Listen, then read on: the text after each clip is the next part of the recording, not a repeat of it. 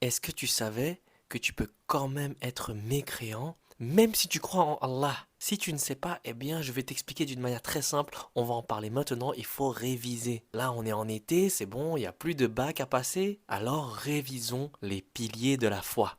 En islam, il y a 6 piliers de la foi. Et celui qui rejette volontairement un des 6 piliers sera mécréant. Les 6 piliers de la foi en islam sont croire en Allah, croire en ses anges, croire en ses livres, croire en ses messagers, croire au jour dernier, croire au qadr d'Allah, le destin, qu'il soit bon ou mauvais. Quelqu'un qui dit je crois en Allah, mais je crois pas en ses anges. Alors sa foi, elle est invalidée. Quelqu'un qui dit je crois en Allah, mais je crois que au prophète Mohammed sallallahu alayhi wa sallam, il sortira de l'islam également, il sera mécréant parce qu'on doit croire en tous les prophètes. Un musulman croit et respecte tous les prophètes qu'Allah a envoyés, du premier prophète Adam alayhi salam jusqu'au dernier prophète Mohammed sallallahu alayhi wa sallam. Ça veut dire qu'on doit aussi accepter Jésus, Isa alayhi salam, Moussa alayhi salam,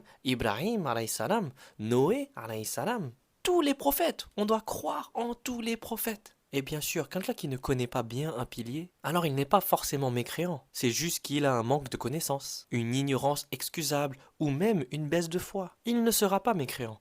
Le mécréant, c'est celui qui rejette consciemment, volontairement un des piliers, avec orgueil ou même des fois avec moquerie. Par exemple, les gens qui disent je crois en Dieu, mais après ils se moquent du prophète Mohammed sallallahu alayhi wa sallam. Eh bien là, ils sont dans la mécréance. Et dans ces piliers de la foi, lorsqu'on dit croire en Allah, ce n'est pas juste croire en Dieu, c'est croire en son existence et croire en son unicité, au tawhid. Croire en son unicité dans la seigneurie, qu'il est le seul créateur, le seul seigneur, le seul maître, le seul pourvoyeur. Croire en l'unicité d'Allah, ça veut également dire croire en son unicité dans l'adoration. Ça veut dire qu'on adore que lui seul, qu'Allah seul. Et la troisième forme de tawhid, c'est croire en son unicité de ses noms et de ses attributs. Allah nous a révélé 99 de ses noms et ses attributs. Et on doit croire en tous ses attributs.